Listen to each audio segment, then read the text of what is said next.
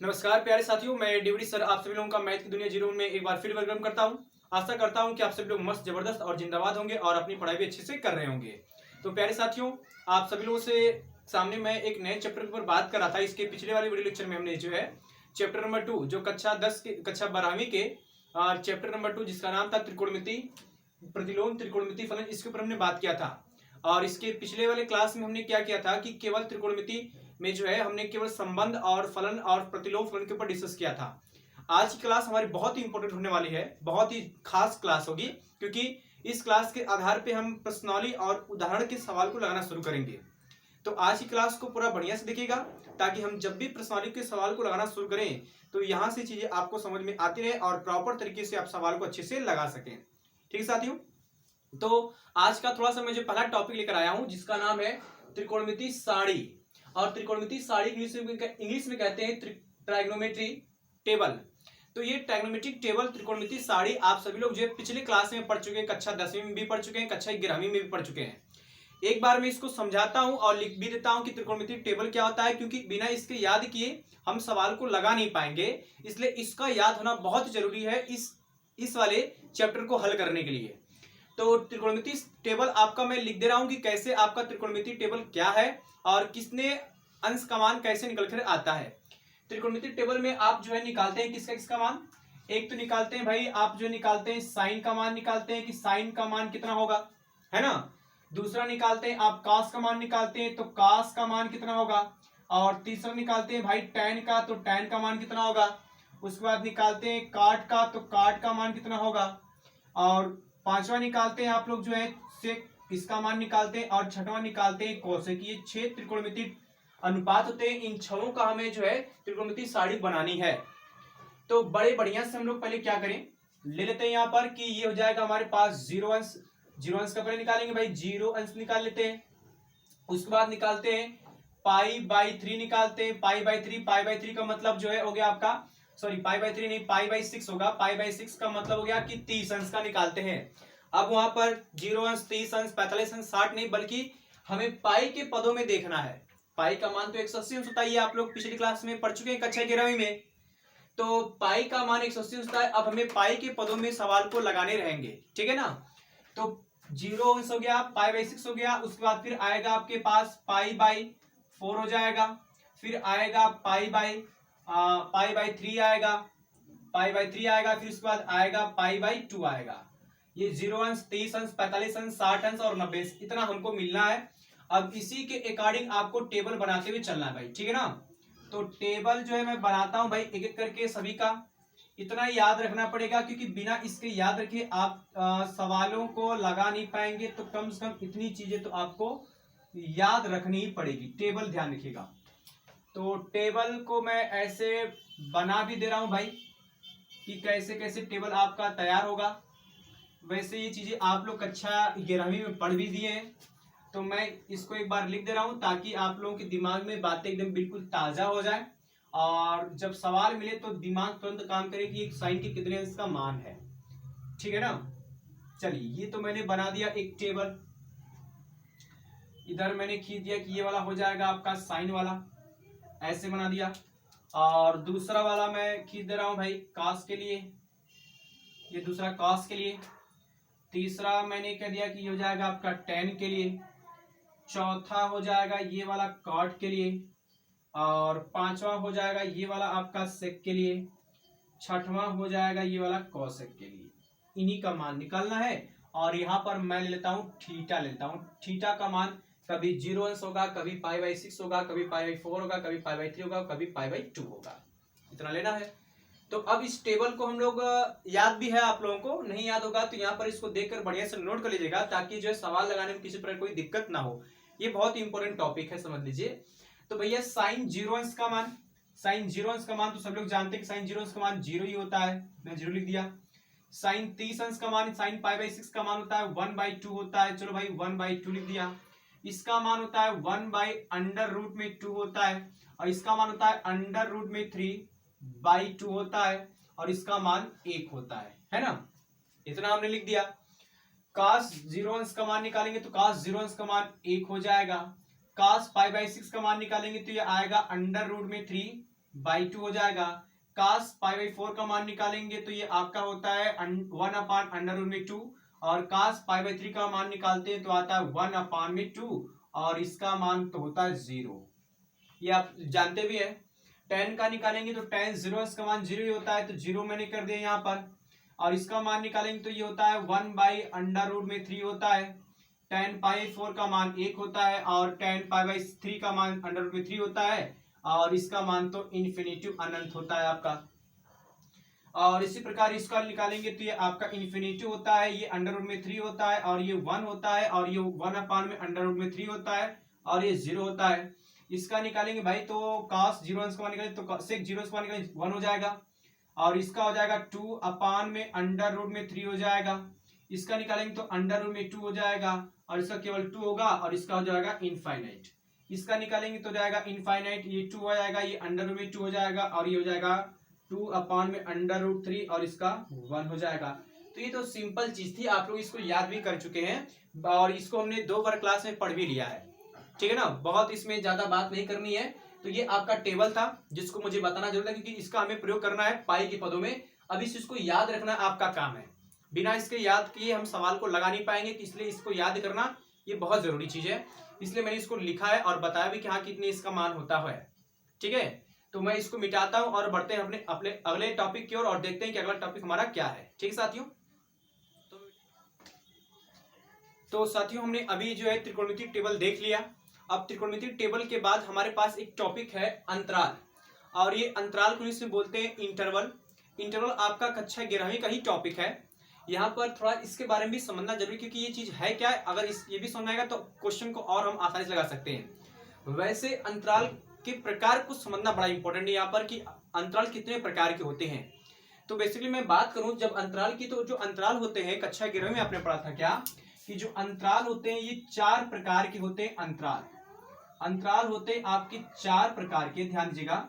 जिसमें से आपका जो पहला अंतराल होता है उसको हम लोग कहते हैं खुला अंतराल। इसको हम लोग कहते हैं भाई क्या, खुला अंतराल। ये पहला अंतराल होता है, तो खुला अंतराल हो गया ये। और इस खुले अंतराल को इसे बोलते हैं ओपन इंटरवल।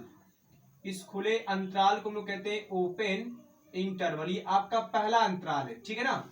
अभी हम लोग बात करेंगे खुला अंतराल क्या होता है क्योंकि यही हमारे मेन है, इसी के बेस पे हमें क्वेश्चन को समझना है। दूसरा जो होता है हमारा, दूसरा उसको हम लोग कहते हैं बंद अंतराल। दूसरा आपका अंतराल जो होता है वो होता है आपका बंद अंतराल। ये दूसरा अंतराल है और इस दूसरे अंतराल को इंग्लिश में कहते हैं क्लोज इंटरवल। क्या कहते हैं भाई, क्लोज्ड इंटरवल। ये आपका क्लोज इंटरवल हो गया। उसके बाद जो तीसरा अंतराल होता है, तीसरा अंतराल आपका होता है अर्ध खुला अंतराल। अर्ध खुला अंतराल, अर्ध खुला मतलब आधा खुला, अर्ध खुला, ठीक है। अर्ध खुला अंतराल ये आपका तीसरा अंतराल है भाई। तो तीसरे अंतराल को इंग्लिश में कहते हैं semi open interval. Semi open interval ये आपका अर्ध खुला अंतराल है। और जो चौथा अंतराल होता है, चौथा अंतराल, इसको हम लोग कहते हैं आपका कि अर्ध बंद अंतराल। ये 4 प्रकार के अंतराल हमको जानने हैं थोड़ा सा। अर्ध बंद अंतराल, ठीक है भाई। तो अर्ध बंद अंतराल इसको इंग्लिश में कहते हैं सेमी क्लोज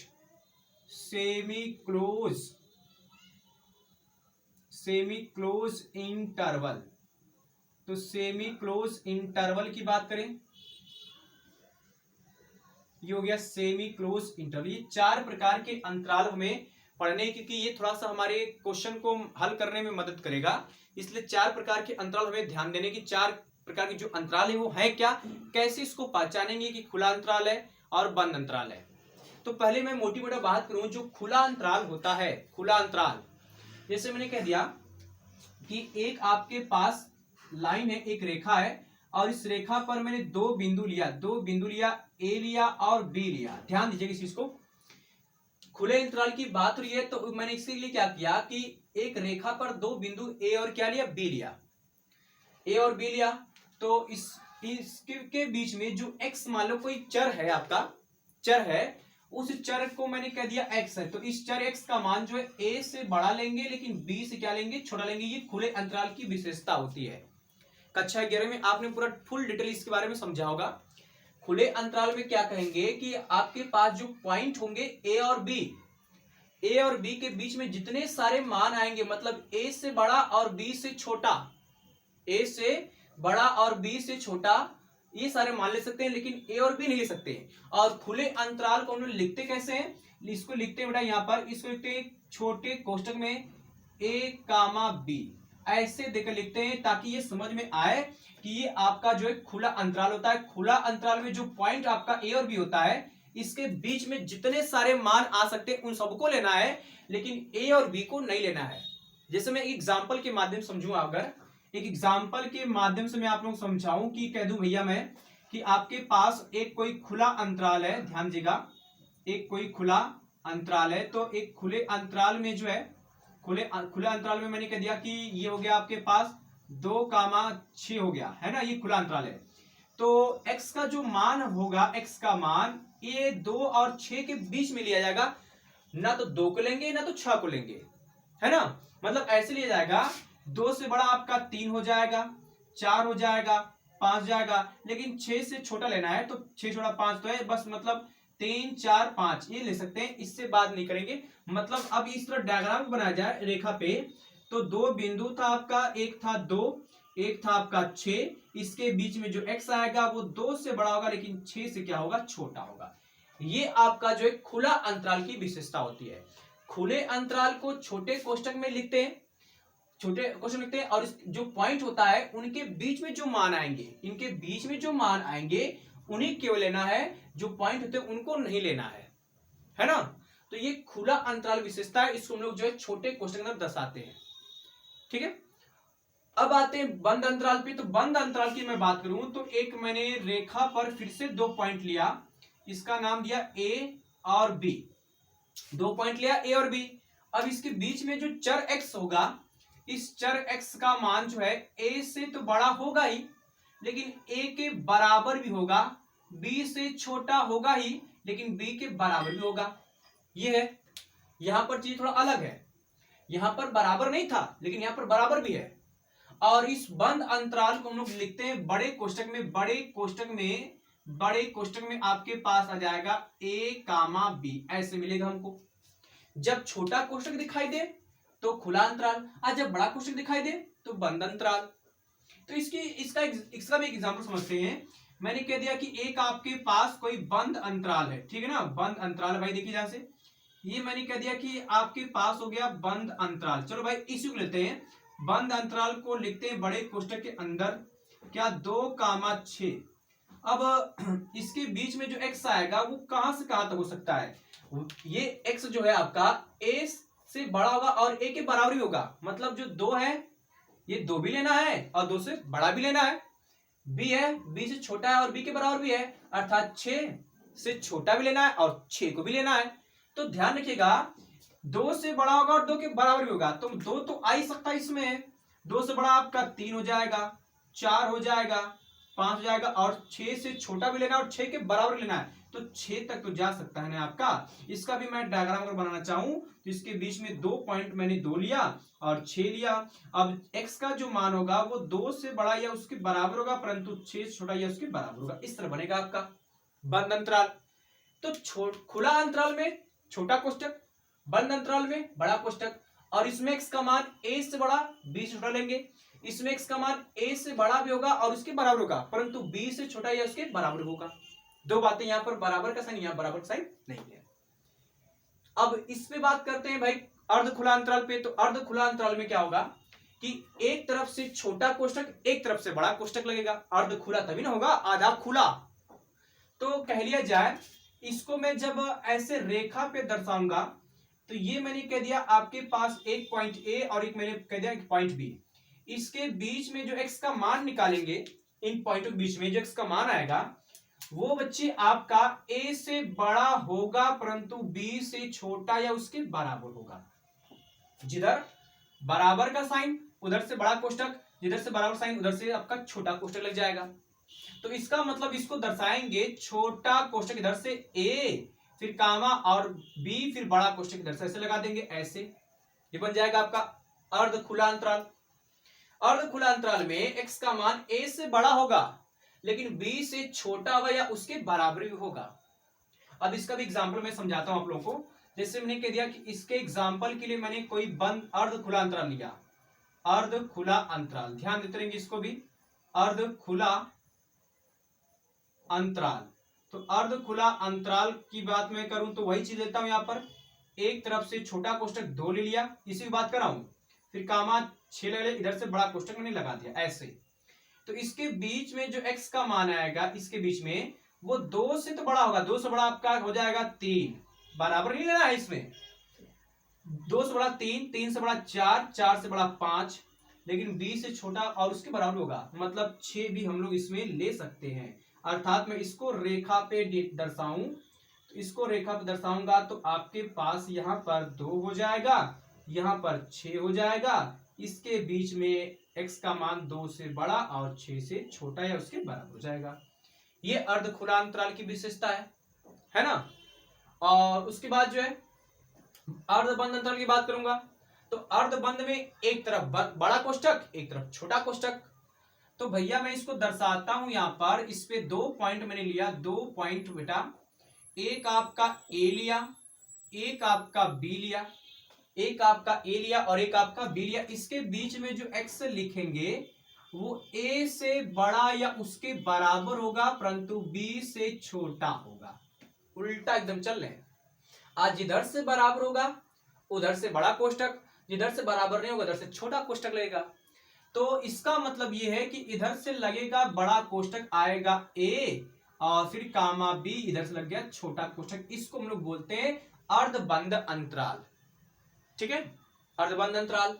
अब इसका भी एग्जांपल मैं समझ लेता हूं, इसका भी एग्जांपल रूप में कि आपके पास कोई अर्धबंद अंतराल है, अर्धबंद अंतराल है भाई, अर्धबंद अंतराल। तो अर्धबंद अंतराल की जब मैं बात करूंगा तो मैंने फिर से इधर से बड़ा कोष्टक लिया भाई, 2 ले लिया, वही लिख चल रहा हूं, 2 कामा 6, इधर से छोटा कोष्टक लगा दिया। तो इसके बीच में जो x का मान आएगा वो कहां से कहां होगा, ये a से बड़ा होगा, मतलब 2 से बड़ा होगा या उसके बराबर होगा, मतलब 2 आ सकता है इसमें, 2 हो सकता है, 2 से बड़ा 3, 4, 5, लेकिन b से छोटा मतलब 6 छोटा होना चाहिए, 6 छोटा 5 है आपका, इसको ले सकते हैं। अर्थात इसको डायग्राम में दर्शाएंगे तो ये हो जाएगा आपका 2 यहां पर और यहां पर जाएगा 6, इसमें x का जो मान होगा वो 2 से बड़ा है उसके बराबर परंतु 6 से छोटा लेंगे। तो ये अंतराल था जिसको आपने कक्षा 11वीं में पढ़ लिया था। आपको समझना क्या था कि अगर कहीं पे छोटा कोष्टक में लिखा रहेगा a कमा b करके या 2 कमा 4 या 5 कमा 6 जो भी लिखा रहेगा छोटे कोष्टक में, तो वो समझना कि आपका वो खुला अंतराल है। बड़े कोष्टक में रहेगा तो समझना कि आपको बंद अंतराल है। और छोटे कोष्टक की खासियत ये होती है कि इसमें बराबर का साइन नहीं होता, इसमें बराबर का साइन होता है। ठीक ना, यही 2 चीज समझनी थी। ये भी आपका इंपॉर्टेंट है क्योंकि काम आएगा सवालों को हल करने में, लेकिन ये दोनों चीज बहुत इंपॉर्टेंट है आपके, इसी को लेकर तो हमें हल करना है प्रश्नावली के सवाल भी और एग्जाम्पल भी, इसलिए मुझे इसको बताना बड़ा जरूरी था। अब हम लोग बढ़ते हैं आगे की ओर, ठीक ना, देखते हैं कि अब अगला टॉपिक हमारा क्या होगा। और जो अगला टॉपिक आएगा वो बहुत ही इंपॉर्टेंट होगा क्योंकि वो कक्षा 12वीं का है। अभी तक जो मैंने पढ़ाया वो सब कक्षा 11वीं का था, अब जो आने वाला है वो कक्षा 12वीं का होगा। तो कक्षा 12वीं का जो चीज रहेगा उसको बड़ा ध्यान से समझिएगा ताकि जो सवाल लगाने में किसी प्रकार कोई दिक्कत ना हो आपको, ठीक है ना। तो इसको मैं मिटा रहा हूं और बढ़ते हैं अपने टॉपिक की ओर, देखते हैं कि क्या टॉपिक अगला हमारा रहेगा।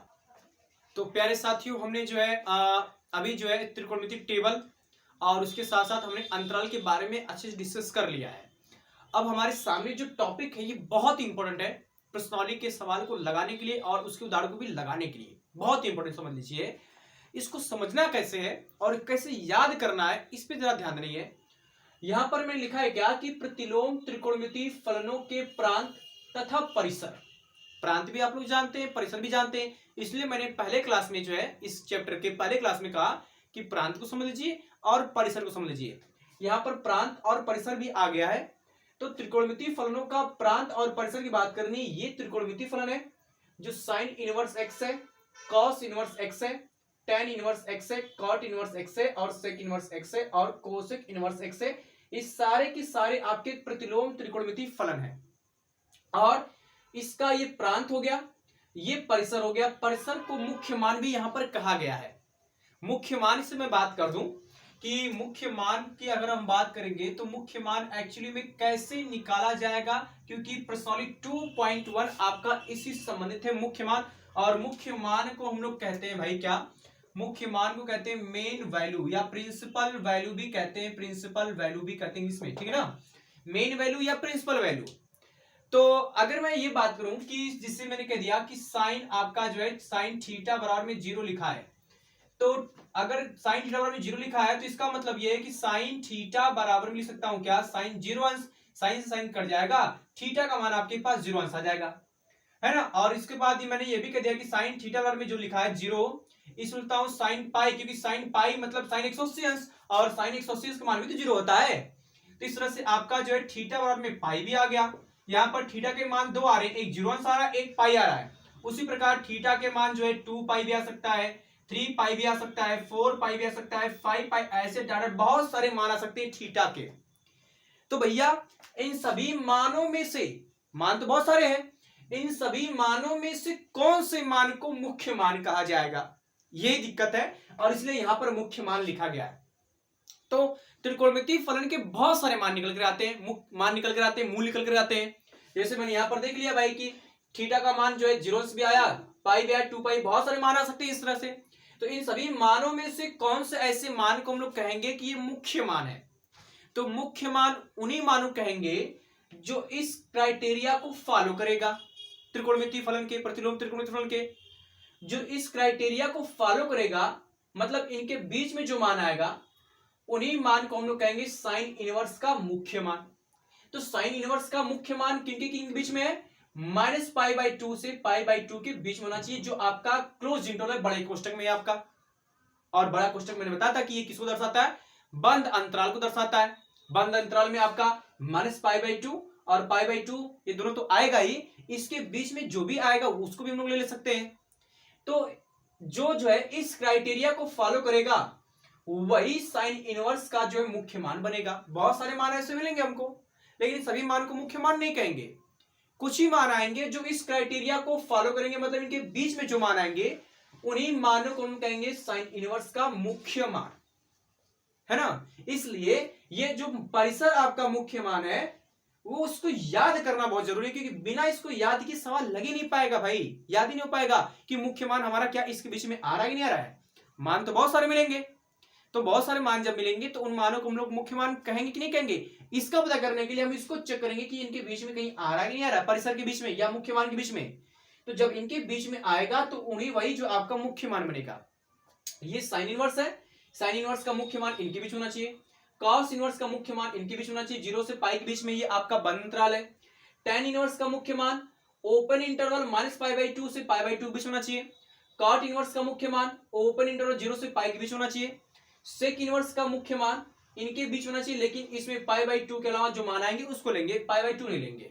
जो मान और आएंगे π/2 छोड़ करके उसको ले सकते हैं। कॉसेक इनवर्स का मान इसके बीच में आएगा, लेकिन 0 नहीं लेंगे, 0 के अलावा जो आएगा उसको लेंगे, 0 को छोड़ सकते हैं। तो ये सारे त्रिकोणमितीय फलनों के, प्रतिलोम त्रिकोणमितीय फलनों के इधर के मुख्य मान है। तो मुख्य मान उन्हीं को बोलेंगे जो इस क्राइटेरिया को फॉलो करेगा, इनके बीच में मान आने वाले हैं, वही मुख्य मान होंगे आपके। तो प्रश्नावली 2.1 इसी मुख्य मान पर डिपेंड भाई। तो मुख्य मान को समझने के लिए हमें ध्यान रखना पड़ेगा कि इसको याद करना पड़ेगा, परिसर वाला आपको याद करना पड़ेगा कि साइन इनवर्स का परिसर क्या होगा, इसको याद करना पड़ेगा। और एक बात मैं कह दूं यहां पर कि अगर आपके पास साइन थीटा खाली लिखा रहेगा तो इसको हम लोग बोलेंगे केवल त्रिकोणमितीय फलन, इसको बोलेंगे त्रिकोणमितीय फलन बोल देंगे। लेकिन अगर जो है इसी का ऐसे लिख दिया जाए sine inverse x sine inverse theta लिख दिया जाए, इसको हम लोग कहेंगे प्रतिलोम त्रिकोणमितीय फलन, मतलब इसका उल्टा हो गया प्रतिलोम त्रिकोणमितीय फलन। तो हो जाएगा प्रतिलोम त्रिकोणमितीय फलन, ये आपका मिल जाएगा। उसी तरह से कॉस इनवर्स भी आपका प्रतिलोम त्रिकोणमितीय फलन ही है। tan इनवर्स आपका, ये भी आपका प्रतिलोम त्रिकोणमितीय फलन ही है। जितने भी सारे इनवर्स वाले हैं वो सारे के सारे आपके प्रतिलोम त्रिकोणमितीय फलन मिलेंगे, लेकिन sine theta, cos theta, tan theta ये सब के सब आपके त्रिकोणमितीय फलन केवल मिलेंगे। तो ये प्रतिलोम त्रिकोणमितीय फलन का मुख्य मान या परिसर है आपका। बिना इसके याद किए आप सवाल नहीं लगा पाएंगे, एकदम एग्जैक्ट नहीं लगा पाएंगे, ठीक है ना। तो मैं सोच रहा हूं कि एक एग्जाम्पल के माध्यम से समझा दूं कि कैसे आपको मुख्य मान निकालना है, ताकि हम लोग अगले प्रश्नावली में हम लोग बात कर सके। ठीक है साथियों, तो मैं इस वाले पार्ट को मिटा करके एक एग्जाम्पल लेता हूं और इस एग्जाम्पल के माध्यम से समझाते हैं कि कैसे किसी प्रतिलोम त्रिकोणमितीय फलन का मुख्य मान निकाल सकते हैं। देखते हैं भाई, तो इसको मैं मिटा रहा हूं। तो साथियों हमने जो है इसको भी बताया कि मुख्य मान आपका क्या होता है, परिसर आपका जो है सभी प्रतिलोम त्रिकोणमितीय फलन के अलग अलग है, याद इसको करना पड़ेगा। अब इस पे एक सवाल मैं आपके सामने लिखा हूं कि साइन इनवर्स 1/2 का मुख्य मान ज्ञात कीजिए। ये क्वेश्चन है आपका, तो कैसे मुख्य मान इसका निकालेंगे इस पे हम लोग थोड़ा सा समझ लेते हैं, ताकि जब प्रश्नावली कल से मैं स्टार्ट करूं अगले लेक्चर में तो पूरी बातें आप लोगों को समझ में आए अच्छे से। तो साइन इनवर्स 1/2 का मुख्य मान ज्ञात करने के लिए आप देखेंगे कि इसका सोल्यूशन में स्टार्ट करता हूं। तो इसका मुख्य मान ज्ञात करने के लिए पहले मान लेंगे कि माना थीटा बराबर में साइन इनवर्स 1/2, ये मान लेंगे आप लोग साइन इनवर्स 1/2 मान लेंगे। अब यहां पर थीटा बराबर में साइन इनवर्स 1/2 है ना। तो जैसे मैं एक चीज और समझा दूं आप लोगों को कि अगर मैं साइन थीटा बराबर x लिखता हूं, तो यहां से जब थीटा का मान निकालूंगा तो ये साइन जो होगा वो आपका इनवर्स रूप में चला जाएगा, मतलब आएगा आपके इस तरह से, थीटा बराबर में आएगा साइन इनवर्स x बनेगा, ऐसे बनेगा। यहां पर इनवर्स नहीं है लेकिन यहां इनवर्स बन गया, क्योंकि थीटा का मान निकाला तो ये साइन आपका चला गया इनवर्स फॉर्मेट में।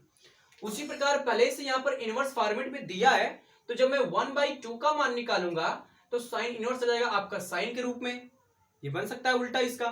तो आएगा आपके पास कितना, इट इंप्लाइज दैट, ये हो जाएगा आपके पास कि साइन थीटा बराबर में 1/2 ये मिलेगा।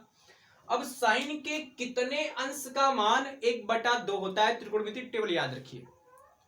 साइन के कितने अंश का मान 1/2 होता है, तो आप कहेंगे कि साइन के π/6 का मान 1/2 होता है, मतलब साइन 30 अंश का मान होता है। मतलब ये लिख दीजिएगा यहाँ पर कि क्या, कि साइन जो होगा आपका साइन π/6 का मान 1/2 होता है भाई।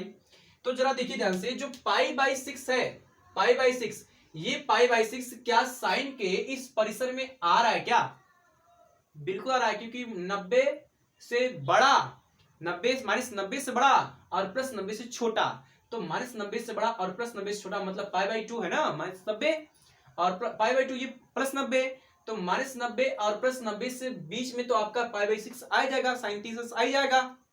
इसका मतलब ये कि π/6 इसके परिसर में आ सकता है, और जब इसके परिसर में आ सकता है तो मुख्य मान हम निकाल सकते हैं।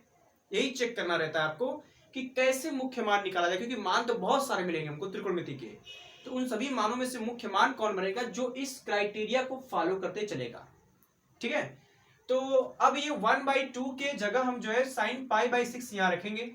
आज जब रखेंगे भाई तो आएगा, it implies that sine theta बराबर साइन, ये हो जाएगा π/6, साइन से साइन आपका कट जाएगा, आएगा थीटा बराबर हो जाएगा π/6, ये मिल जाएगा। और थीटा बराबर जो मान आपने माना उस मान को यहां रख देंगे, तो आएगा देखिए साइन इनवर्स 1/2 बराबर हो जाएगा π/6। अब π/6 तो इसके बीच में तो आ ही रहा है ना भाई, 30 अंश आ ही रहा है, तो π/6 जब इसके बीच में आ जाएगा तो साइन इनवर्स 1/2 का मुख्य मान क्या मिलेगा, π/6 मिलेगा। तो लास्ट में लिख दीजिएगा यहां पर क्या, कि अतः साइन इनवर्स 1/2 का मुख्य मान, 1/2 का मुख्य मान कितना है, π/6 है, π/6 है। बस इतना लिख देंगे, आपको अच्छा से नंबर मिल जाएगा। और एक बात मैं आप लोग बता दूं कि कक्षा 12 के जो चैप्टर नंबर 2 है, इससे एक क्वेश्चन फिक्स है आना है पेपर में, वो भी मुख्य मान के लिए एक क्वेश्चन फिक्स है मुख्य मान निकालने के लिए। चाहे साइन इनवर्स का पूछ देगा, कॉस इनवर्स लगा दे देगा, टेन दे देगा, कॉट देगा, कोसेक किसी को दे देगा, मुख्य मान तो पक्का ही पूछेगा।